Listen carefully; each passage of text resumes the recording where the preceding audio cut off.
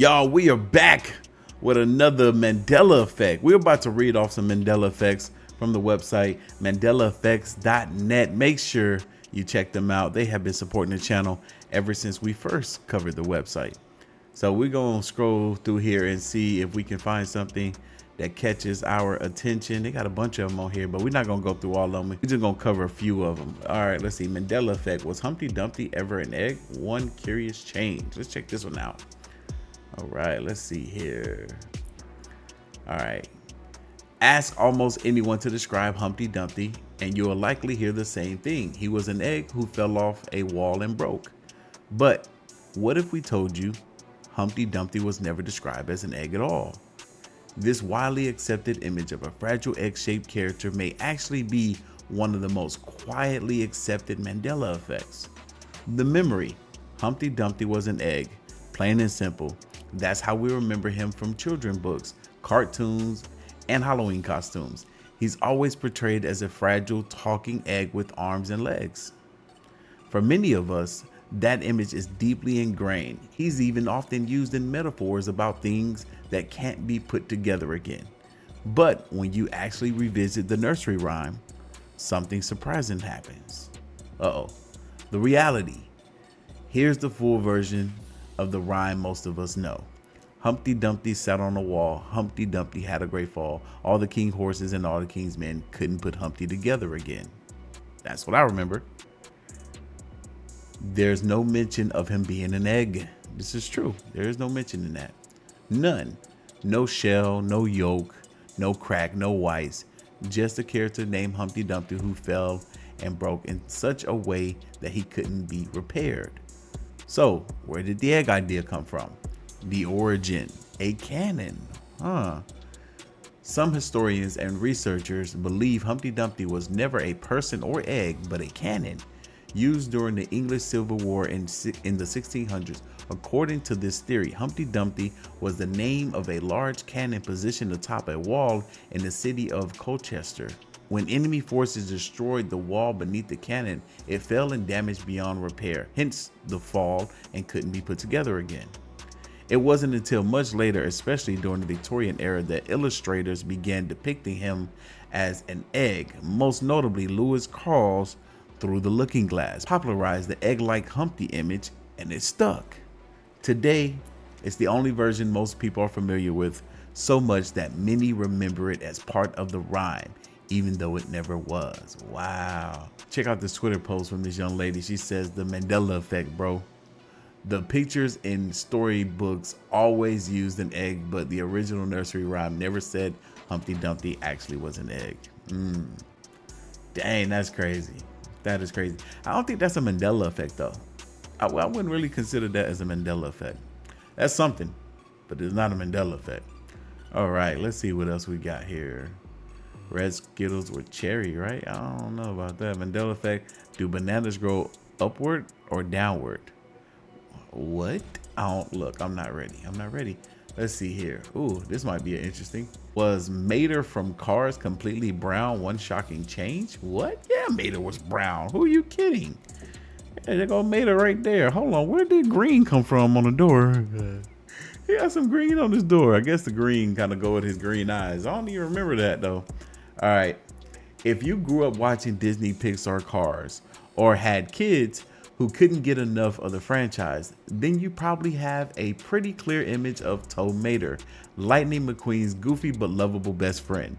He's a rusty brown tow truck with a missing headlight and a heart of gold, right? Well, there's a strange visual detail that some fans notice, and it may throw some people for a loop. Let's see. The memory. Many people clearly remember Mater being almost entirely brown, from bumper to tail light, head to tow hitch. He was dirty, rusty, and uniformly coated in that dusty old truck brown. The image is vivid, mostly brown all over. No blue, no two-tone, just Mater in his iconic rusted out glory. And if you try searching for Mater car drawings on Google Images, you'll find that some fan art, early kid style sketches show him exactly like that, 100% brown with no trace of blue. The reality in Cars 2 and Cars 3, Mater is not completely brown. In fact, if you look at any of the official images or scenes from the film today, you'll notice something strange. Mater has a large, bright patch of blue on both of his sides. Blue? Bro, I didn't even notice that. Yo, what the heck? I'm having a Mandela effect while reading the Mandela effect. There's definitely, I noticed the green and the green eyes, but I didn't even notice that blue. Bro, I guess that was his original color. Man, did I notice that years ago when like the first Cars movie came out? Maybe I did. Maybe I was like, oh yeah, he used to be blue, but that's starting to rust away. Wow, okay. The blue isn't subtle, it's visible and clear as day, covering much of his door panels and side body. It looks like it could be the remnants of his paint job before years of rust set in. But here's the kicker, many fans don't remember the blue at all. It's as if this detail just appeared or shifted without warning. Wow. What's going on here? This subtle yet significant color detail sparked a debate on Reddit. People are scratching their head trying to reconcile the blue patches with their strong memories of Mater being entirely brown. What? Let's see what some of these comments on Reddit are saying.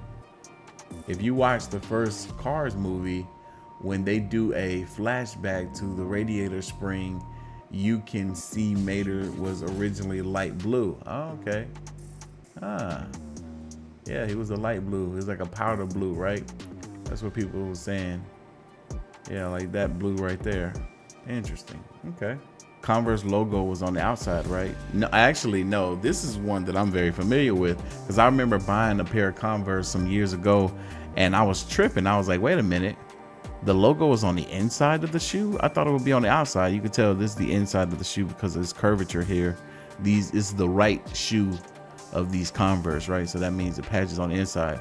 But that's what they usually do. They usually show this shoe whenever they're doing advertising for the shoe with the patch on it. So they show the inside of the shoe, but most people probably don't even think about what side of the shoe that they're showing. So they automatically assume that the patch is on the outside, which I feel like it should be. It makes more sense for the patch to be on the outside than the inside, because when people look at you walking profile walk right, left, they're gonna see the outside of your shoe, but they'll also see the inside of your shoe, of your left shoe or right shoe, you know, as you take a step. So maybe they should put it on both sides. That's my thing. All right, let's see. Mandela effect, the color of human blood, blue or red. Ooh, this is one I remember my mom teaching me about as a kid. She would say that your blood is blue when it's on the inside of your body, but the moment it would hit oxygen, it would turn red. That's what I grew up hearing and believing. All right, let's see. Here's the fact. Many of us were told growing up, our blood is blue inside the body and only turns red once it hits oxygen. Yeah, that's what I said. It's something that appeared in textbooks, classroom explanations, and even casual science conversations. But what if we told you that's not true at all? This widespread belief is now being changed by reality, and for many, it's triggering that familiar cognitive dissonance we know all too well. Welcome to another Mandela effect. Uh-oh, here we go. The memory. Many people vividly remember learning that blood is blue while circulating inside the body. The reasoning often went like this. Veins look blue under the skin, which they do. Blood lacks oxygen in the body, giving it a bluish hue. That's definitely something that we heard. Once exposed to air and oxygen, blood becomes bright red. That's what we heard. That's what we were taught. This idea was repeated so frequently that it became accepted as truth. In school diagrams, in science kits, and even in trivia, people recall the phrase, blood is blue until it touches oxygen. For some, this belief is so deeply embedded that hearing otherwise sounds like a glitch in reality. Oh man, we're about to find out today. The reality, the truth. Human blood is always red. I knew it. I always knew it. Oh man, I always knew it, man. I always knew it. Inside the body and outside. I'm silly. Don't mind me. The red color comes from hemoglobin, I think it is pronounced, the iron-rich protein in red blood cells that binds to oxygen. While the shade of red can vary, darker red when oxygen is poor and brighter red when oxygen is rich, it is never blue. So why do our veins appear blue through the skin? It's an optical illusion. The way light penetrates and scatters through the layers of skin can make veins look blue, but the blood within them is still red. This has been confirmed by science again and again. This makes the widespread belief that blood was once blue a belief held by millions, a textbook example of a Mandela effect. Wow. Yes. We learning something today, y'all. We learning something today. Let's do one or two more. Hold on. We got the Scooby-Doo Mandela effect. Scooby-Doo, one curious change. Let's see. We grew up on some Scooby-Doo for my millennials and older folks in here. What was that? What are y'all, Gen Zs or something? All right, the Mandela effect continues to change what we think we remember, especially when it involves characters we've seen 1,000 times. Today's puzzling case comes from one of the most iconic animated series of all time, Scooby-Doo. Many fans vividly remember Shaggy, the cowardly, snack-loving sidekick to Scooby-Doo, having a pronounced, bulging Adam's apple. Yeah. In fact, some recall it comically bobbing up and down when he gulped in fear. But what if we told you that never happened? Ooh, come on. Come on. The memory. According to countless fans, Shaggy Rogers was always drawn with a large Adam's apple. Not just visible, but often exaggerated. Yeah, they exaggerated his Adam's apple so many times. A defining part of his nerves, lanky personality. People recall it moving dramatically when he swallowed out of fear, often highlighted in scenes where he and Scooby are scared stiff. Yes, this memory is so widespread that many are shocked to discover that it doesn't exist. Not in the original Hanna-Barbera cartoons, not in any other spin-offs, nor in modern adaptations. What? In reality, Shaggy has never been officially depicted with a bulging Adam's apple in any version of the show. While his skinny neck and exaggerated expressions are definitely part of his character design, there is no animated scene, classic or modern, where he has a defined Adam's apple sticking out, prominently moving. No still frames, no screenshots, no animation cells support the memory. Even more curious is the fact that many people can see it in their minds. Exactly, I see it so vividly. It's so round. Some even claim to remember the exact scene, right down to the gulping sound effects and visibly bobbing neck. Yeah, yeah, I can, oh my God, I can see it, I can hear it, everything. It's crazy. All right, let's see if we can see some scenes. We're gonna mute this. See if we can see some scenes with Shaggy in it. No Adam's apple seems to be appearing. This is the older clips, the original art, and I think there's gonna be some of the newer clips. Oh, okay, let's see him eat. Let's see him eat. Oh, down. That's messed up. Scooby stole that from him, but of course Scooby would up that too. But no Adam's apple. But I'm trying to see him gulp. Trying to see him swallow some food. Oh, okay, this is the like newer art here. Okay, we should definitely see. Oh, what? There was an Adam's apple right there. Yeah, look, there's an Adam's apple. Yeah. Did Scooby have one too? I think even Scooby had a little Adam's apple just now. Yeah, Shaggy definitely just had an Adam's apple. Come on, y'all. All right, let's see if we're gonna see him eat and gulp down some food. Oh, dang. Oh, here it comes, here it comes. Oh, come on. Swallow, swallow. What? Interesting. These Mandela effects are something else. All right, we're gonna knock out one more and then we'll be done here. Let's see. Okay, we got one here on the Warner Bros. Frog. Let's see. There's one shocking change. What do we have? What do we have? If you grew up watching old Looney Tunes or remember the classic WB mascot, Michigan J. Frog, you probably remember his unforgettable top hat, cane, and catchy dance number. And of course, who could forget the song? Exactly. The memory. The frog famously sings, "Hello, my baby, hello, my darling, hello, my ragtime gal."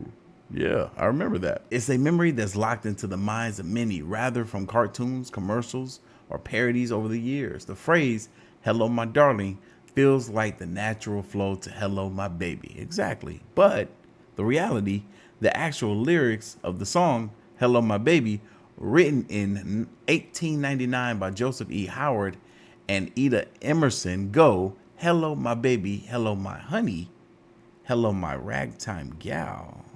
What? That's right. It's honey, not darling. And it's always been.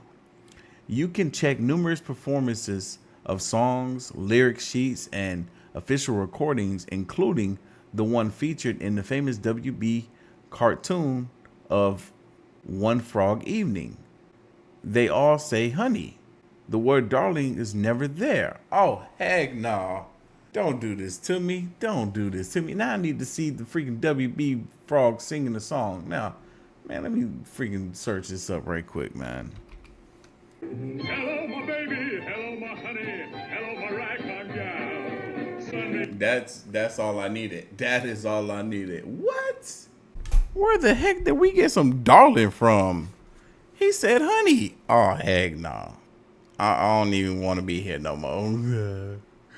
Oh, heck no. That's the last one I was going to do, right? I'm for real. I don't even want to do no more because, yeah, no, that's it. That is it. That's crazy. The way they got my life messed up right now. Anyway, y'all leave your thoughts, comments, and opinions down below. And I'm going to catch y'all in the next one. See ya.